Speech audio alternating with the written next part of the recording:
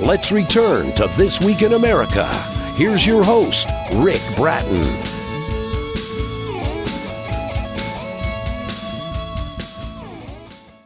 Welcome back, everybody, coast to coast, This Week in America.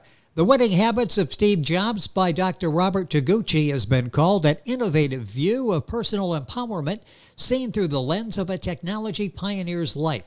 The book provides a glimpse into the successful attributes of this remarkable icon of the technology industry. Often characterized as one of the founders of the personal computer revolution, Steve Jobs displayed distinct habits and behaviors of entrepreneurship that were the foundations of his success. Winning Habits delves into an exploration of the how behind Jobs' remarkable success. Dr. Robert Toguchi is a writer who served as a former faculty member at the National Defense University, teaching courses on leadership, strategy, and personal effectiveness. He also spent over a decade contributing to a conceptual change within the U.S. Army and served 2 tours with the U.S. Army's Training and Doctrine Command as the Director, Strategic Plans and Chief Initiatives Group. Dr. Robert Toguchi, author of The Winning Habits of Steve Jobs. Over 50 Amazon reviews, by the way, all 5 stars. He's our guest on This Week in America. Dr. Toguchi, welcome to the program, sir. It's great to have you with us. Glad to be here. Thanks so very much for having me on your show. It's interesting looking at all the comments on Amazon. You can go there, buy the book, and look at all of these. And I'm looking, and they're all like 5-star and all lavishing praise on the book. This has been a remarkable success and really shaping a lot of people, a lot of young people entering the workforce out there. It is giving them something, a solid foundation to go on. But before we get into that, I want to talk a little bit about yourself and your decision to write this book. Give me a little bit more about your background and why writing this book from this particular angle was so important to you. Well, it's just a favor of God for me to be here. I know when I was a little kid, I've always wanted to write, and I never had those skills. So I guess back then I just wanted to come up with a big product like a book. But later on, I guess when I've been in the military, I realized that the Army was going through a tremendous period of change, probably from the 1990s to really up till now. And what I found was the pace of change was actually increasing, and more we're finding that technology was affecting everything that we did when I was in the military. And even today, everything from microprocessors to cell phones to automation, the arrival of 3D printing, in artificial intelligence and machine learning. And now we've got hypervelocity, biogenetics, and even brain-computer interface. It just seems that the pace of change was growing so much that I started getting into innovation. And I thought about it, and really the person that stood out to me was Steve Jobs.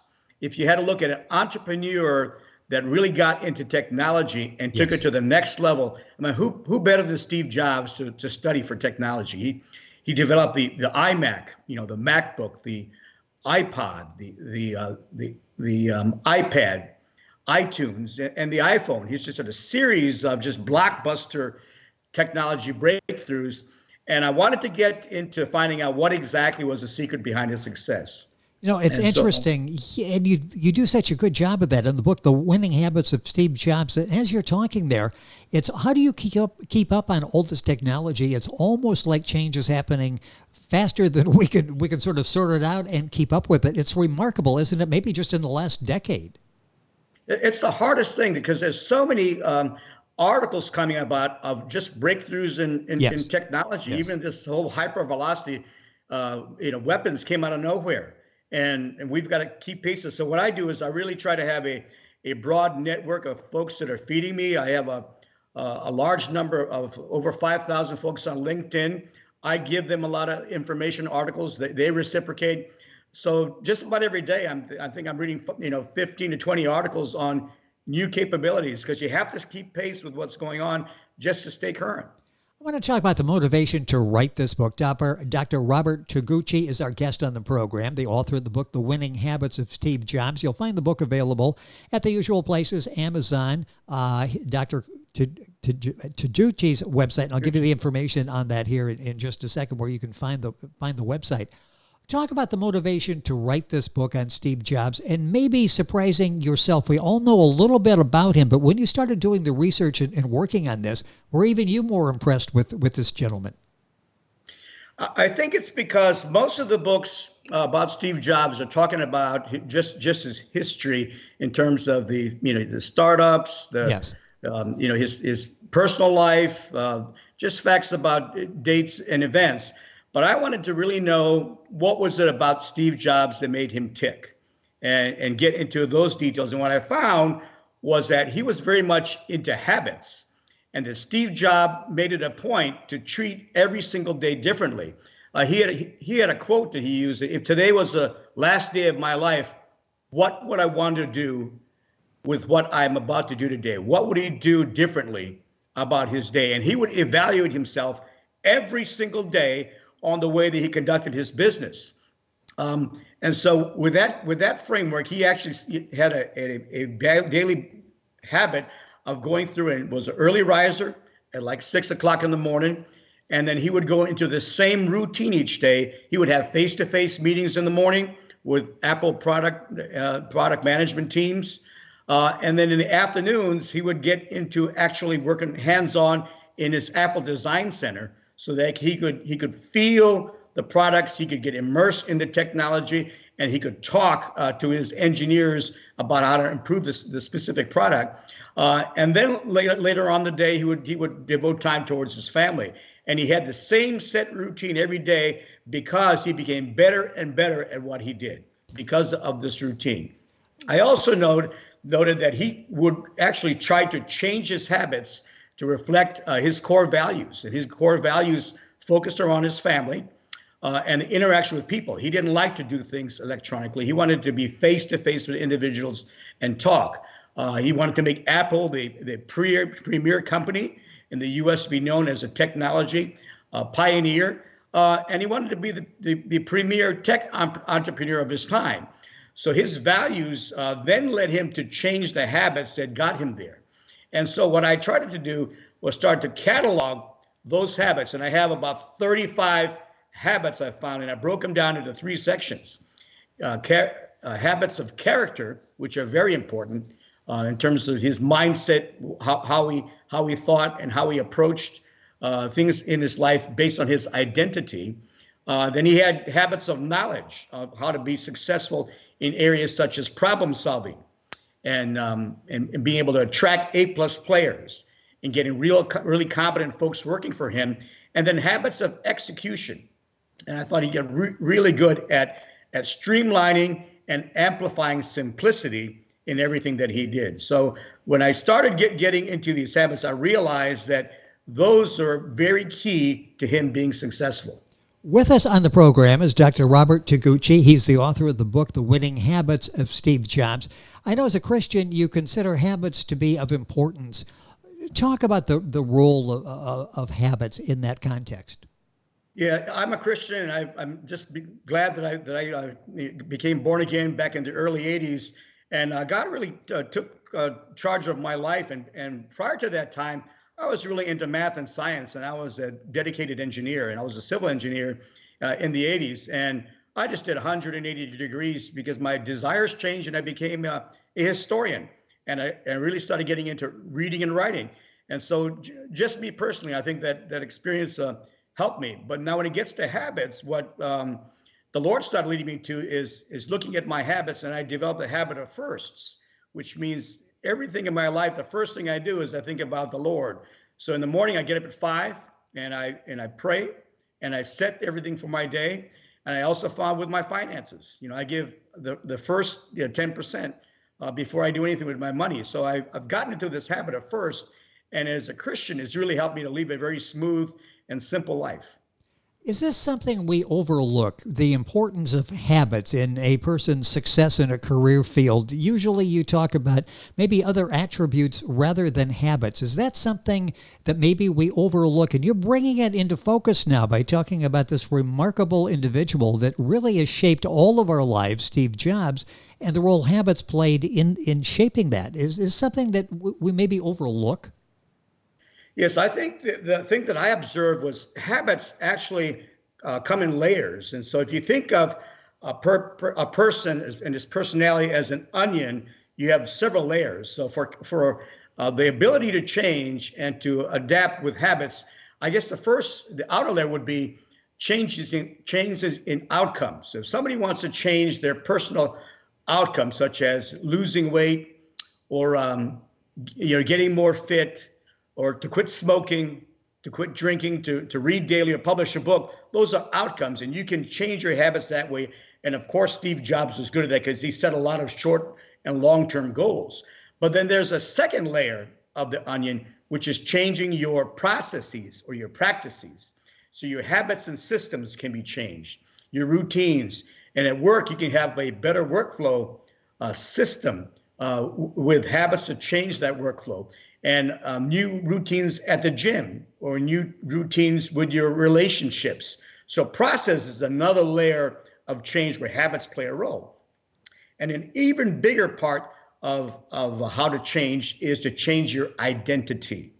That's your worldview, how you see everything around you, your image of yourself. What do you think of you as an individual? Being a Christian is a change in a worldview. Being an entrepreneur could be a change in worldview if you were a salaried worker before. Who you are makes a difference. So if you get the question, are you going to quit smoking? If you approach that with a outcome focus, you could say, I'm trying to quit smoking. But if you change your identity, then you would say, I'm not a smoker. That's why I don't smoke. So I think we have to look at layers of behavior and how habits play a role in every single layer. How difficult is it to change habits, maybe to reinvent myself? I think I've been doing this for a number of years. This is who I am. To be innovative, you do need to reinvent, don't you? Yes. One of the things that I thought was really good about Steve Jobs, that's why I love studying him, is because he wanted to amplify simplicity. So if he wanted to change, one of the things he would do is shed all of the things that were not necessary. Shed the baggage. Anything that you were doing in the past that just wasn't working, there's no sense dragging that along. So just simplify your lifestyle and cut it out of your system. And that way you can focus on true change in what you want to do with your life. And I love that idea of amplifying simplicity and focus in how he really drilled into what he wanted to change. And I saw him doing that with some of his breakthrough products that he did, is that he would focus on one problem at a time, and he would take the spotlight off of other things that are cluttering up his life and only doing that. And I think that kind of focus is necessary if you want to have revolutionary change in your life. We see, when we talk about Steve Jobs, we see the innovation. We see him developing revolutionary products. What role did habits play in achieving those breakthrough innovations? How important was habits to him leading to these breakthroughs? The one habit he talked a lot about when he came to breakthrough innovations was connecting the dots. And I said, what does he mean by connecting the dots? I really don't understand that. What does that mean? And what I found in studying what he did was he was looking at insights in different fields.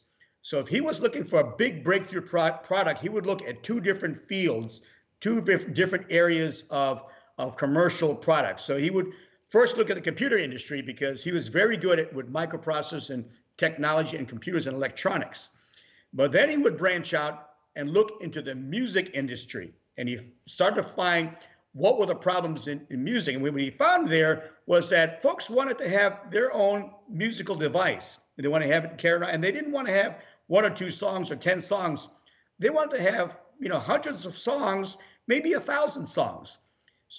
So then he started thinking about a breakthrough would be something that you could apply your computer insights and technology into the music field. And he had some of his folks like John Rubinstein search around industry for, that ideal disc, that 1.8-inch disk drive that could hold 5 gigabytes of information on it. He found that piece. It was very small, about the size of a quarter. And then he found Tony Fadell that knew how to make these MP3 devices, and he told him to bring those two together, miniaturize that, and he came up, of course, with the iPod.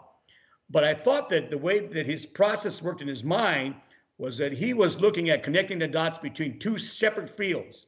And whenever you bring two fields together, you can have tremendous breakthroughs. Today, you can see it with the computer industry and with the health system. Just look at how artificial intelligence and genetic mapping and all of those mathematical engineering capabilities are being applied to the field of science and the field of health.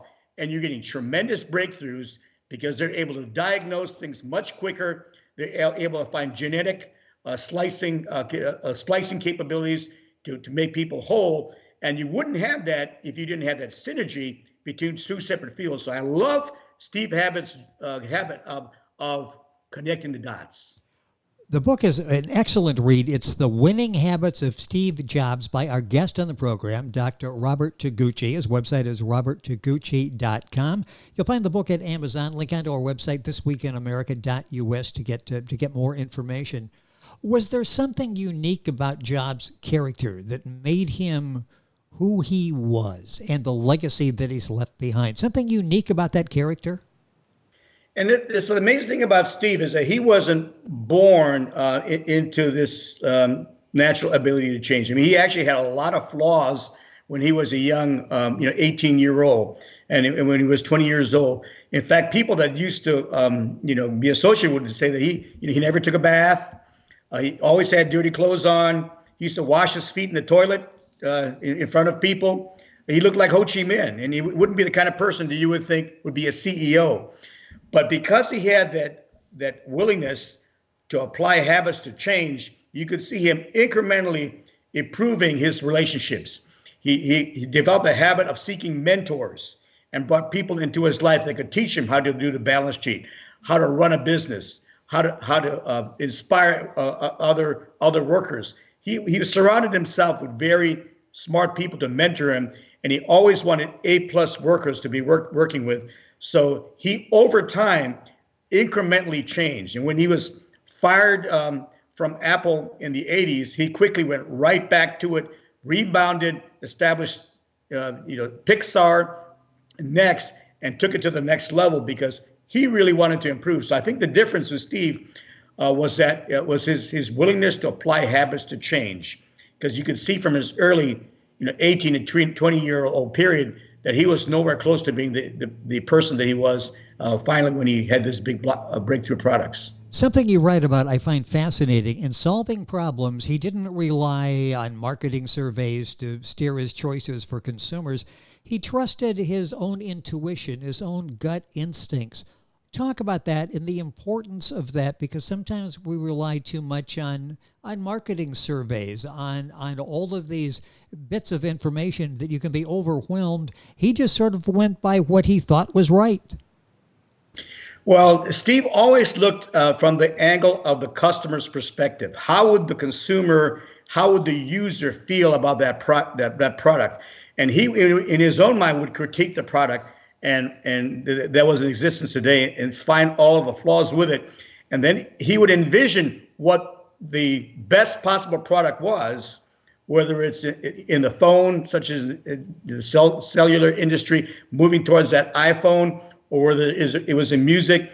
He would search for that ideal product, have that goal, and then drive his change towards that goal. So I think in his particular case, he knew instinctively what good would be like from the consumer perspective. He was always worried about how the consumer would feel when they picked up the product, how the consumer would feel if they owned it. The brand was very important to Steve Jobs. Even opening up the box, did the box have that touch of quality, that touch of being unique and different and special, and have that A+ character to it?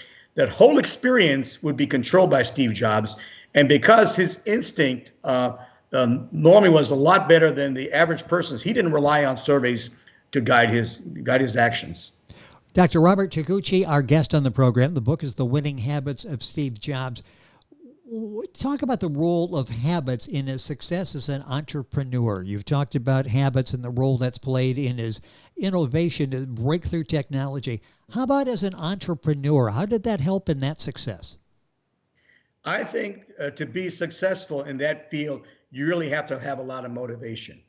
You've got to have a lot of drive and passion to really succeed. And I think Steve applied habits that he had to motivate himself. One of them was that his idea of personal reflection. And he would look at himself in the mirror and think about each day, how would he live each moment of that day, so that he was very proud of that day, and he would grade himself. So he motivated himself. Every morning he would get up and look in the mirror and talk to himself, how am I going to make this day the best possible day possible? Then he had the habit of looking for big, hairy, audacious goals that nobody else could think of, because that would drive him, get him even more motivated. So if you could think of something like the iPhone, that would be completely revolutionary, because you could have a computer at your fingertips in your pocket, have your music on it, being able to have videos, to talk to your friends, to chat, to do everything you could possibly have in that handheld device. That big, hairy, audacious goal drove him every single day. He got up in the morning, know what he was going to do. And the third thing I think is that he had a vision. He had a unique habit of saying, let me go beyond what I see right in front of me, and let me have a long-term vision for where this product is going. So with the computer industry back in the 80s, he even came up with this phrase that the computers are like a bicycle for our minds. Think of that, a bicycle for our minds. And it says, when we're walking, it's slow, it's inefficient, hardly getting around. But think of it, if you were on a bicycle and you could move, you could accelerate your ability to apply reason to math and to science. And he said, the computer has that potential. It's going to be a bicycle for your mind. It's going to be symbiotic, working together. You're going to take it to the next level of effectiveness and efficiencies because of his vision. So I think when you have those kinds of habits of being a visionary, having big, hairy, audacious goals, and grading yourself every day, you're going to have a breakthrough product. When you talk about his accomplishments, that really is a litany of big, hairy, audacious goals, isn't it? I mean, most of those things that he's responsible for, most people would say, Steve, you're wasting your time. You can't do that. That just can't be done. And he built a legacy that will impact the lives of millions of people for decades, centuries probably, because of what he's done. Will we ever see anybody like him again? Well, let me provide a caveat just before I talk about will you ever see someone like him again. A caveat is this person went from rags to riches. He wasn't born with parents who are going to send him to an Ivy League school. Right. He didn't have a trust fund. He didn't have wealthy relatives. He was an orphan. I mean, he was given away by his mother because she was a Catholic, from up north, and her prospective husband was someone that was not even from this country. So she gave him up. So he went as an orphan in a middle-class family. So his dad was a machinist, and his mom, Clara Jobs, was a homemaker. They didn't even have college educations. Just think about how difficult it is to break out of that, that just being that lower middle-class rung in life, and becoming a person with almost over $11 billion as an entrepreneur. How do you do something like that by yourself? And I attribute it, he's a unique individual that developed the system of habits to do. And I believe that if somebody out there that can do this, they just have to make up their minds that I really want to craft myself by applying these insights from Steve Jobs into my life. I can learn from this. I can be better, and I can have a system of habits that will get me there in terms of my character, in terms of my knowledge, in terms of my execution. And I have a blueprint. I can follow what Steve Jobs did and be truly successful. He didn't have anybody helping him. So I have faith that there's going to be someone out there that will follow along his path. A lot of people are saying that's you. The roadmap to success, the great blueprint is there in the book, The Winning Habits of Steve Jobs. It's the how. That's the important part of it, the how. That's addressed by Dr. Robert Toguchi, our guest on the program. The book is available wherever books are sold. His website is roberttoguchi.com, and that's spelled Toguchi. Go to our website. You can link on directly to Dr. Toguchi's website, get information. The book is, I say, available at Amazon. Talk a little bit about your experience in getting the word out there on this very important book in dealing with EC Publishing. What has that been like working with them? EC Publishing has been an extraordinary company. They take you from the very beginning, and they work with you, and they give you publicists that can help you think through the next step. They've got me signed up for the Miami Book Fair. They've worked with me to get media, social media, Facebook, LinkedIn advertisements. They brought me on this radio show. EC Publishing has been a tremendous company, and I highly recommend it to those that want to get in the writing business. This has been such a pleasure to have you on the program. We could talk for hours about the winning habits of Steve Jobs and the remarkable job that you've done in finding out the how behind this great man. Dr. Robert Toguchi has been our guest on the program. Doctor, thank you so much for sharing some time with us on the program today. Congratulations on the success of the book, The Winning Habits of Steve Jobs. A pleasure to have you with us. Thank you for bringing me on board, and I hope to see you at the Miami Book Fair. Would love to. And here's your chance to get some nice weather and get some great information as well, and stop by and say hello to Dr. Toguchi down at the Miami Book Fair. The Winning Habits of Steve Jobs, Dr. Robert Toguchi, our guest on the program. Information on our website, thisweekinamerica.us. Back on today's program after these messages. This Week in America is online. You can visit our website, thisweekinamerica.us. Scott Pinkerton, Associate Producer of This Week in America. Jay Anderson, Segment Producer. Ben Watson, Webmaster. Otto Bechet, Director of Engineering and TV Production. This Week in America produced and is a trademark of Blue Funk Broadcasting, LLC. For information on all of our guests and to listen to this week's show, our website again at thisweekinamerica.us. And I'm Sean Bratton, Executive Producer of This Week in America.